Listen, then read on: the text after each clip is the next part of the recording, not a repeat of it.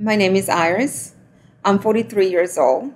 I was born and raised in Honduras, and I had been married to my abuser for 16 years. Now I have been free from my abuser for 2 months.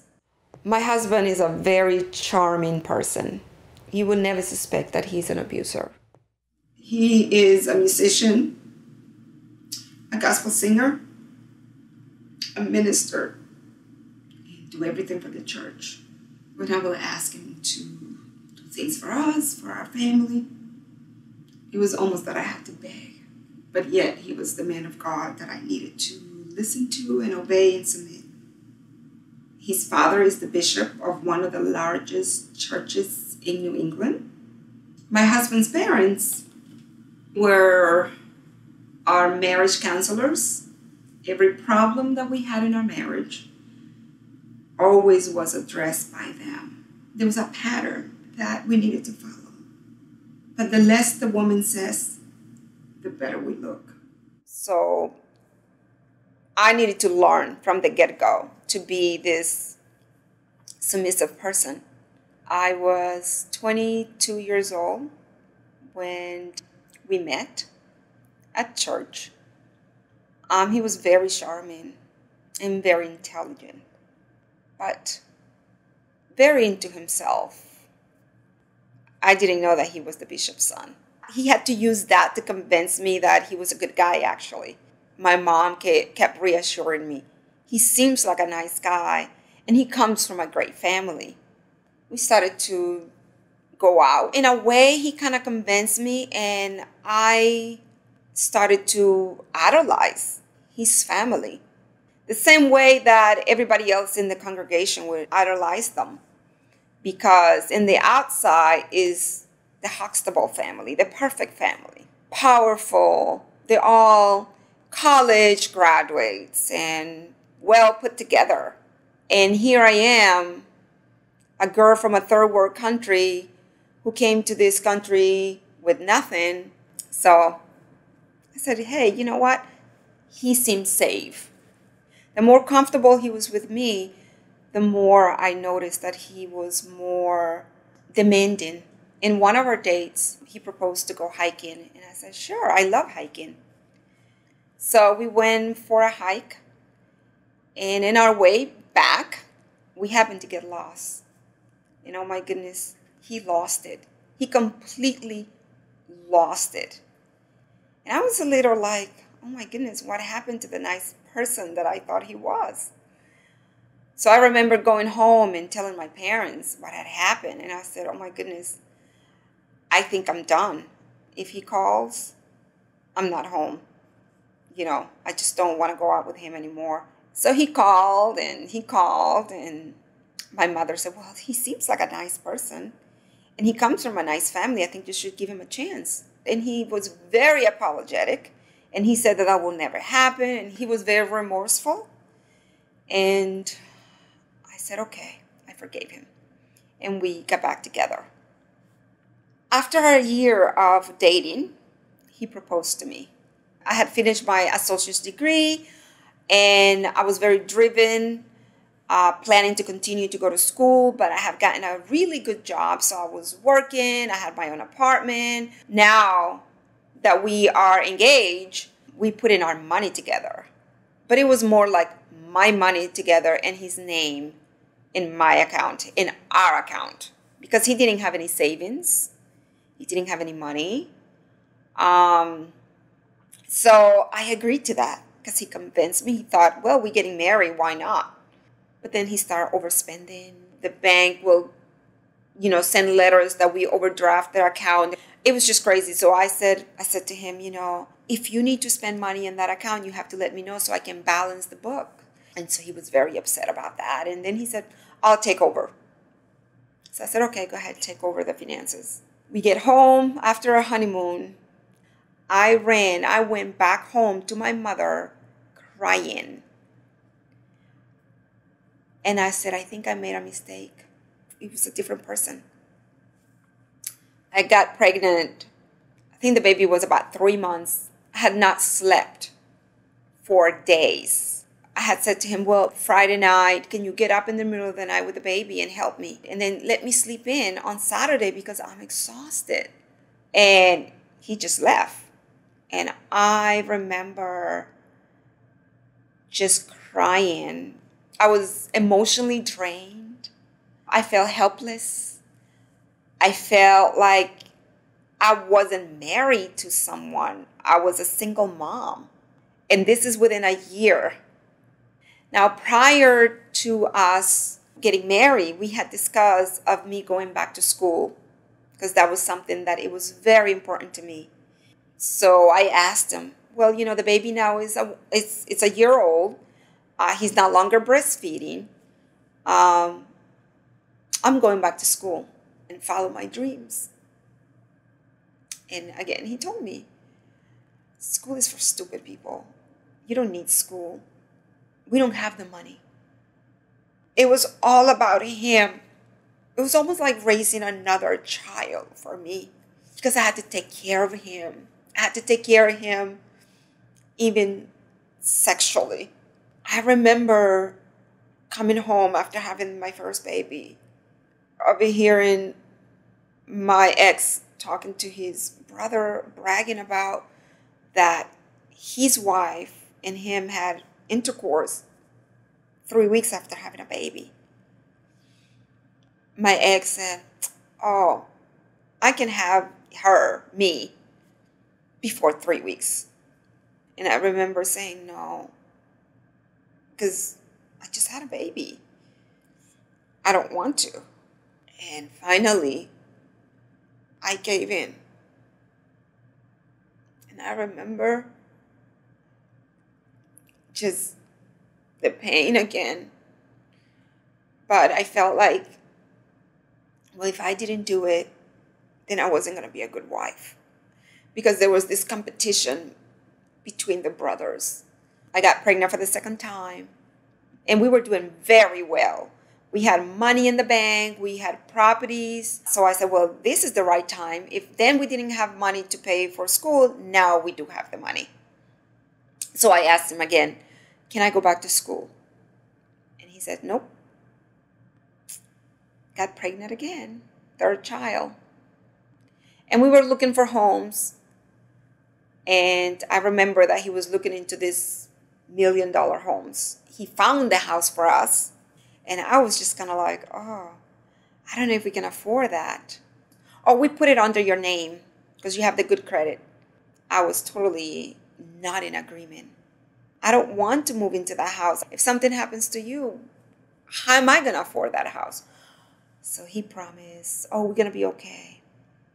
I don't care what you're promising because by this time I have gotten used to his promise mean nothing. But if I didn't agree, then I wasn't obedient or I was a bad wife. For the first time, I think I stood my ground. I came out and I said, I'm not buying that house. He forged signatures in the mortgage. So the house will be under my name. He has taken my money away. He will control what we bought in the house. He will buy the groceries. If I needed to buy my personal items, I will have to come to him like a child. He used to travel a lot. He was going out of town. And I said, well, you're going out of town. Did you bought groceries for us? Oh, yeah, I brought the groceries. I was upstairs. I didn't bother to come and check if he had bought the groceries. And he left. Then it was time for dinner. The refrigerator was empty. And I remember my son saying, Mom, I'm hungry. He left me $30 for gas. And he was gone for 5-6 days. I had no access to get into our bank account. I was embarrassed to call my mother or anyone to tell them we don't have food in the house. My brother's wife, she will always call me every day. At this point, I really didn't even tell her everything that was going on between my husband and I because I was so embarrassed. I wasn't telling anyone. And I said, we don't have any food in the house. And the kids are hungry. And so she said, what? She's like, I'm coming and I'm gonna take you to the market. I said, no, no, no. So she said, well, if you're not letting me come, you need to call his mother. She needs to know what he's doing. I said, she's not gonna believe me. Well, call her. So I called his mother. And I said, I told her what happened. I said, your son left us with no food. So she said, okay, well, meet me tomorrow at the supermarket. So the next day, Sunday, I met her at the supermarket with my daughters. We went food shopping. And I told her everything. I said, he's acting very strange. He's not part of our family anymore. He's disengaged. He's neglecting me. He's neglecting the children. He's neurotic. He's screaming. He was cussing. I've never seen him at that level. And she just shake her head and just kind of, okay. She heard what I said.